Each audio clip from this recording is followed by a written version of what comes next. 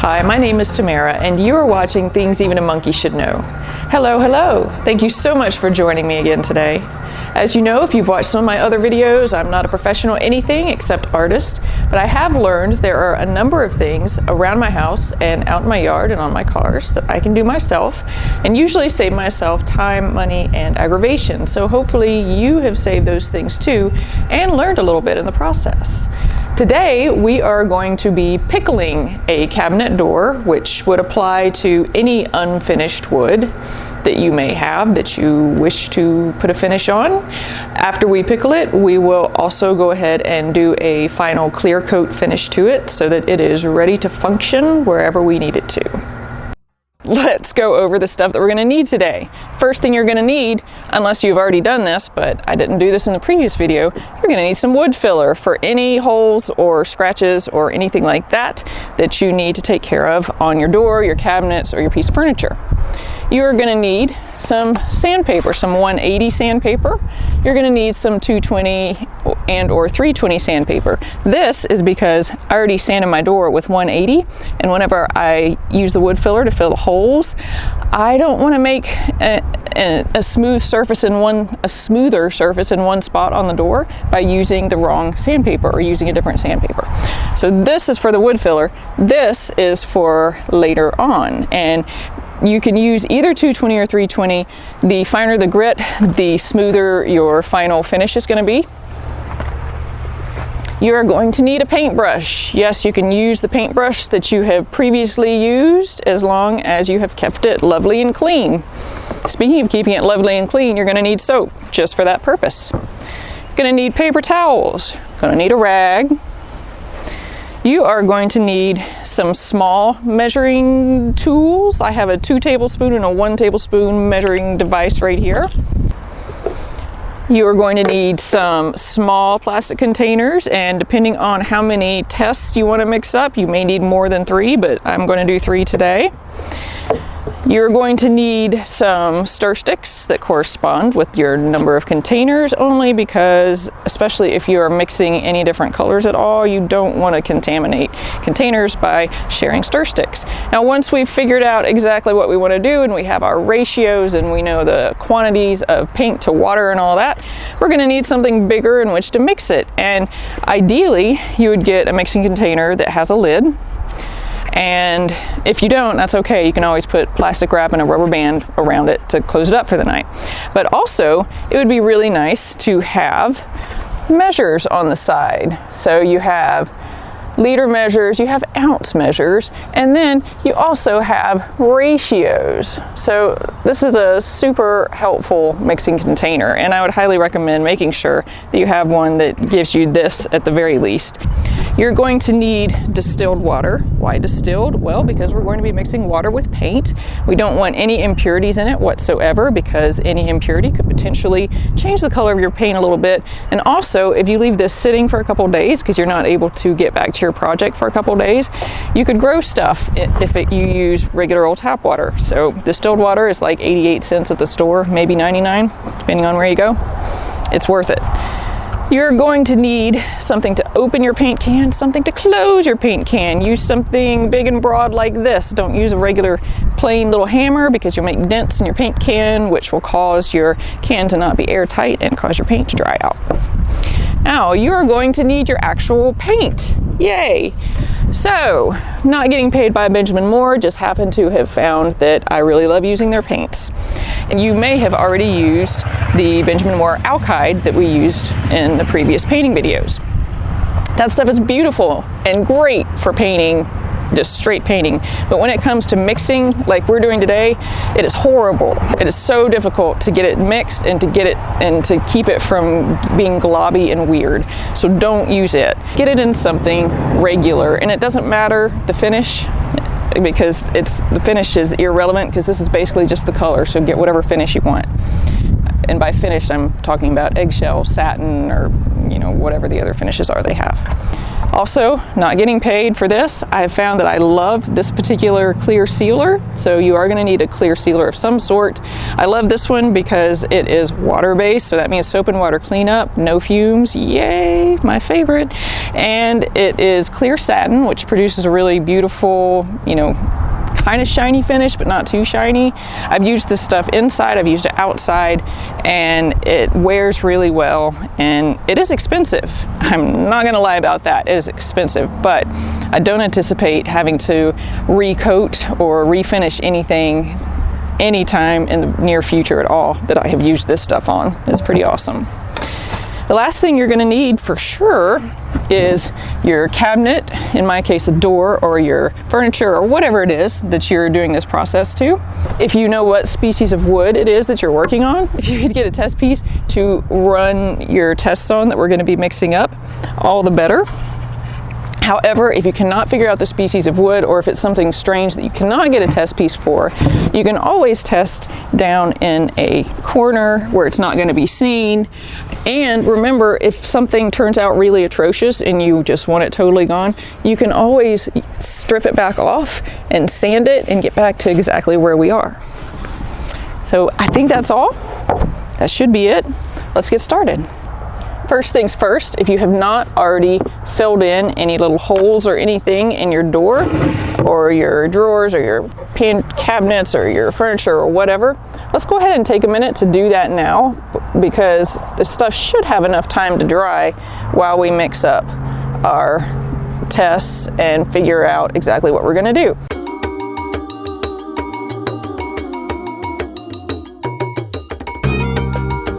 So anywhere else that you need to fix, go ahead and take the time to do that right now.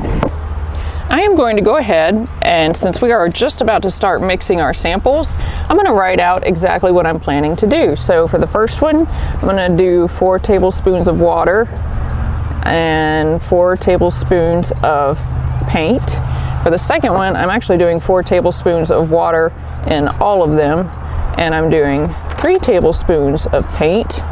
And in the third one, 4 tablespoons of water and 2 tablespoons of paint.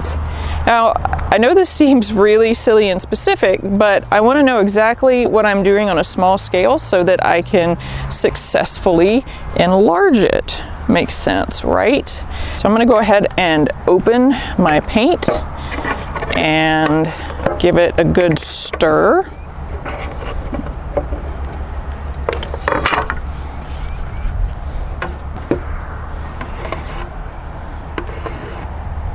Now I'm going to start out going ahead and measuring out my water. This is a 2 tablespoon measure, so I'll do 4 tablespoons, which measures twice into each one. And this is just a good starting point. So we are going to have the same amount of paint as water in one. We're going to have 3/4 the amount of paint as water in one, and then we'll have half the amount. And this gives us a place to start off from.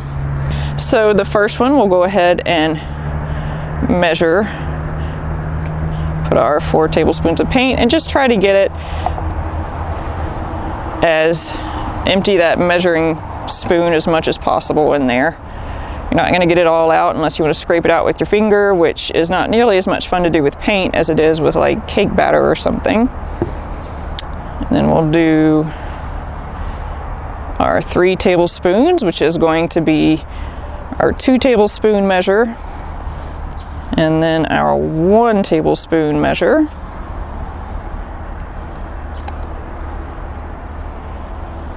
And then we're going to do just 2 tablespoons of paint. Now the good news is that once you have figured out your basis of your ratios, we may see at this end, we may think, oh, well, this is really good. Let's go ahead and mix them now. Oh, well, that was terrible.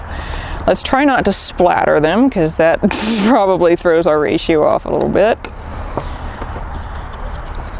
But if you see that, say you like how the half and half mix works best, but you maybe want just a little more paint in there, you can definitely do that. But on the small scale, we do want to measure so that we can replicate it on a larger scale. But see how, I don't know if you all can see how easily this mixes, but it just mixes right in. I was mixing for hours with that other paint, which is a lovely paint, but not for this. Now obviously, if you are doing different color mixes, then you will probably want to have more than one brush. In this case, one brush will do fine because it's the same color, and I'm just going to wipe it in between. And I am going to use my little test piece of wood.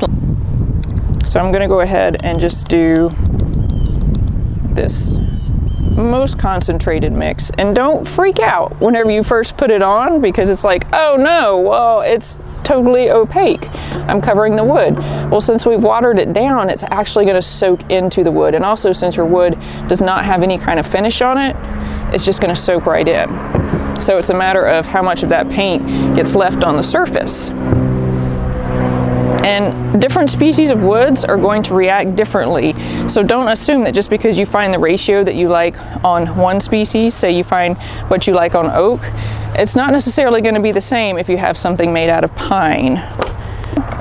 So I have my half and half mix going there. Now let's go ahead and do the 3/4 in half. I'll miss the bug splats here. And there may not be that big of a difference here, but this is part of why we're doing this experiment, is so that we can find that out. I did make a mess. This is very messy, so make sure that you have somewhere to work that is fairly messy. Well, this one I can tell more of a difference, that it's getting a little bit lighter. You see, I'm not actually sure that I want as much coverage as that first mix was giving me. So I think my first mix probably had too much paint in it. I'm going to go ahead and close up my mixes while I wait for these to dry. You want to just walk away from this project for about half an hour probably and give it time to dry. You can go wash your brush out while you're waiting. You can wash off your little measuring spoons. You may or may not need them again. Looking at our samples, this was the half and half, this was the 4:3, and this was the 4:2. I actually think I like the 4:3 the best in this case. So that is what I'm going to be using. Now, if you liked something else, but let's say you liked the half and half, but you wanted it to have a little more color, I would go ahead and add that. If you're using tablespoon measures, I would add it in increments of 1 tablespoon of paint to try to get it more opaque. Otherwise, you risk dumping in too much at once or not knowing exactly what you did, even though you love it. And the same applies down here. You may think, oh, hey, that's good. I like that, but I want it just a little bit lighter so that I can see the wood even better. I would add your water in increments of 1 tablespoon so that you know exactly what you did. These two are the two that we're not using, so don't think that you're going to be a smarty pants and mix them into your current mix. I mean, you can, but you're liable to throw it off a little bit. This is the one that I am going to be using. However, I do not want to put it in here yet because it'll throw off my measurements a little bit. I'm going to be doing 8 ounces of water and 6 ounces of paint to give me a total of 14 ounces, which should give me my ratio correctly. So I'm going to measure out my water here. And I just noticed the surface is not particularly flat, so I'm going to run over here to a flat surface. Make sure that you are also on a flat surface when you're doing your measuring, if you are using a measuring container like the one I showed you earlier, because if you are not, you will probably come out with the wrong measurements. So I went ahead and put my water into that container at the 8 ounce line, and now I'm going to put in 6 ounces of paint to displace that water. All right, great. Now I have my paint and my water in the correct proportion in my container to mix. I'm gonna go ahead and give those a good little stir. You might go ahead, if you have gotten all the paint out that you're going to need for now, I would go ahead and close your bucket, just to make sure that you don't accidentally develop a skin on your paint inside the bucket.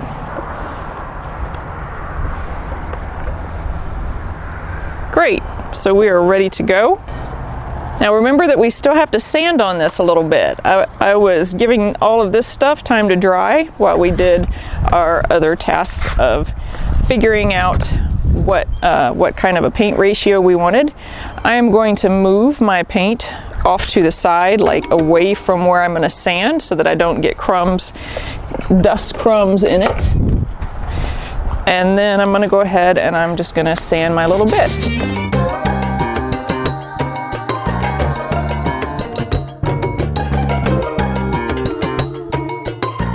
So you have your sanding bits cleaned up.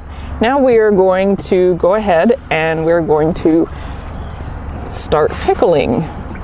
Now obviously you can do more than one coat, but the more coats of pickling you put on there, the more opaque this is going to get. And to me, the whole point of the pickling process is to basically glaze the wood with your color. So I still, for sure, I want to see that it's wood, and I want to see the nuance of the color in the wood, which is why I liked my pickling to be a little bit lighter. So we're going to do the same thing that we do with paint. Doesn't this look scary? It looks so opaque right now. Opaque meaning not particularly see-through.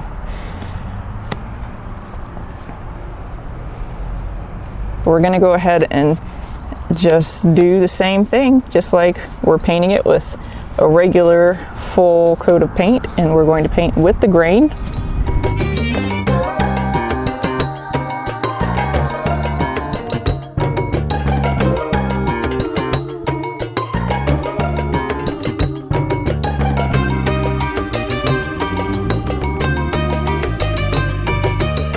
Now here's something really beautiful about this process. If you get into the drying time and you don't really like how it's drying, now give it a little bit to make sure that you're actually seeing what it's going to do. But if you don't like it, you can always take your rag and you can come back over it and you can wipe it, and that'll help to blend any brush marks. Don't do it right now, again, because we just finished.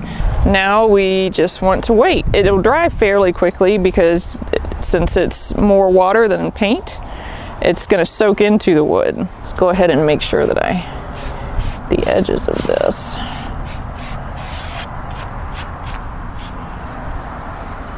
So as I'm watching this dry, I'm seeing some places that seem a little bit heavy that I don't really like, and I just messed up that spot. So I'm going to go ahead and give them a little rub with this brush also. I may also want to come back and throw just a little bit more of my, actually,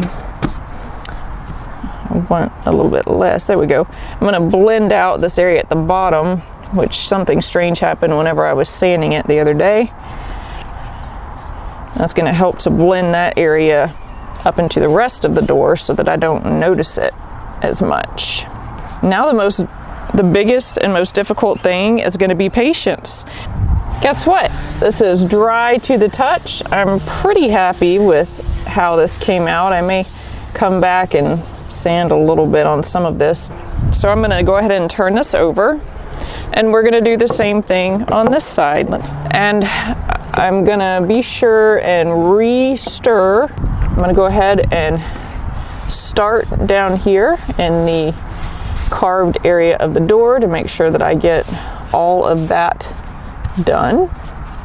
And if you noticed on the other side, the areas that you filled, you could still see them. I mean, they were a different texture than the rest of the door. Notice I'm coming back and I'm going ahead right now and putting the correct direction of the wood grain in here. Anyway, back to what I was saying.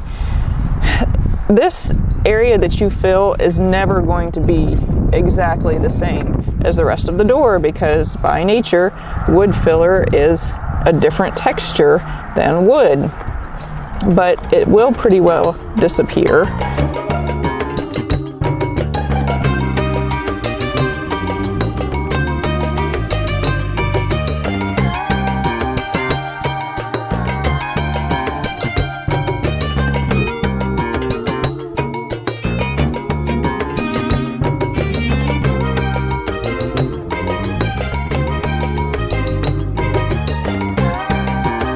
So just know that doing this finish in this manner is actually very versatile. So you can come back, you can brush it, you can wipe it with your rag, you can do all this stuff to fix it as it's drying. And especially in the case of this side, which was way more absorbent of the color than the back side, so I actually did need to put more of our solution on there than I did on the back side. Now maybe the back side had a tighter grain, maybe I didn't get the finish, the old finish off the front as well. I don't know. But it did act differently.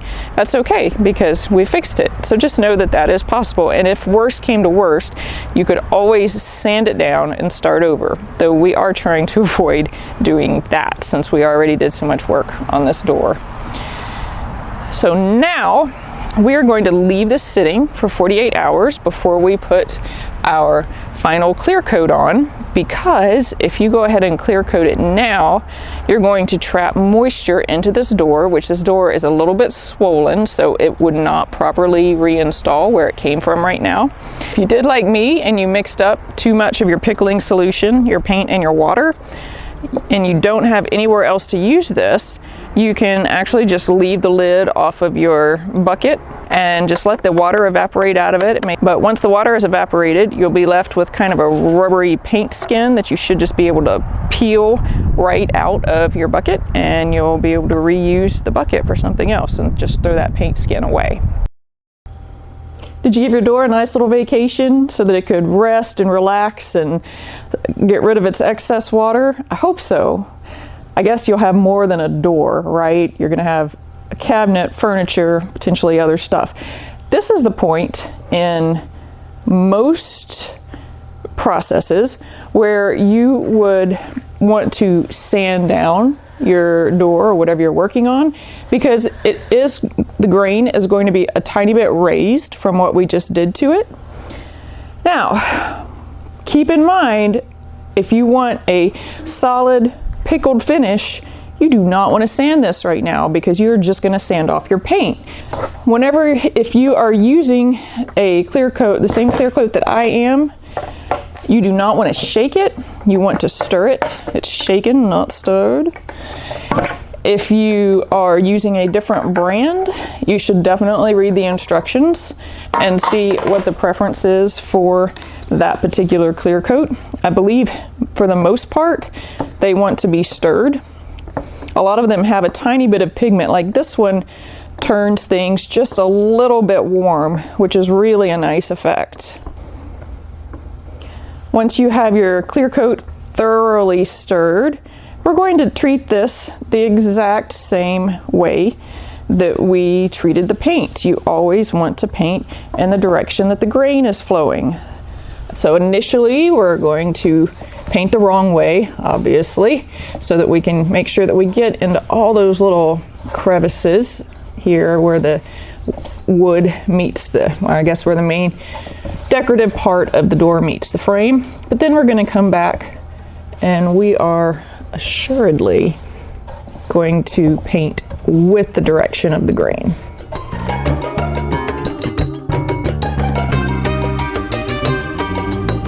Since this is soap and water cleanup, we're going to go ahead and treat this exactly the same as we would treat brushes that have paint in them. We're going to go ahead and wash this out with soap and water, and we're going to give this a day to dry.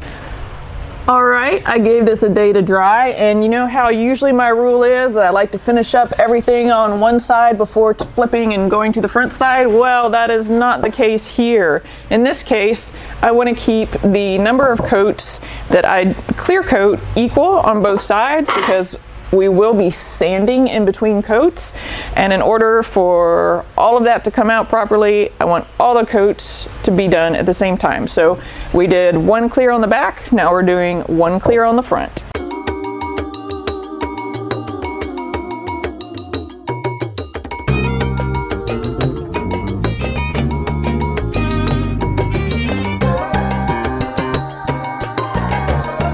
You've given your door, your clear coat, at least a day to dry, right? Okay, it should be pretty well dry by now if you're using a water-based clear. You don't want to sand this door really hard, but we want to do it just enough. Again, sanding with the grain as always. We want to do it just enough to knock off a little bit of the rough feeling that you're gonna feel on the door after having coated it one time with the clear.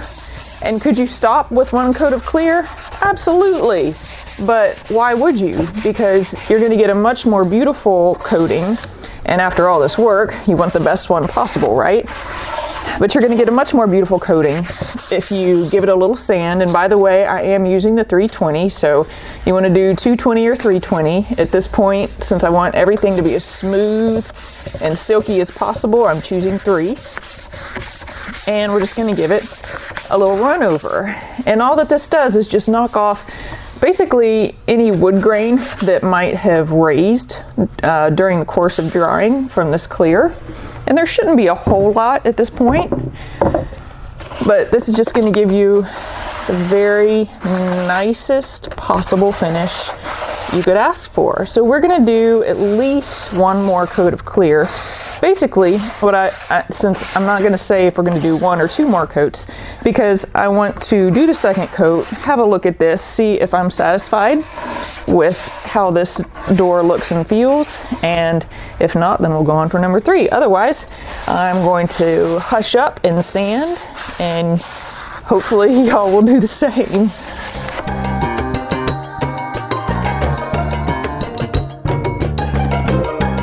Go ahead and clean this off a little bit. So now that we've got our light sanding done. And why do we want to do a second coat? In addition to the fact that we'll just get a nicer finish, we want to do a second coat because since this is clear, it is pretty hard to see where you have already coated. So there is a good chance that you missed some spots. I know I sure did because I just saw it while I was sanding. So a second coat does make sure that your door, your cabinet, your piece of furniture, whatever it is fully coated. Now that we have that, I'm gonna give my clear coat a good stir, and if I can find my opener, and we are going to do another coat on the back side, let it dry, and then coat the front side again.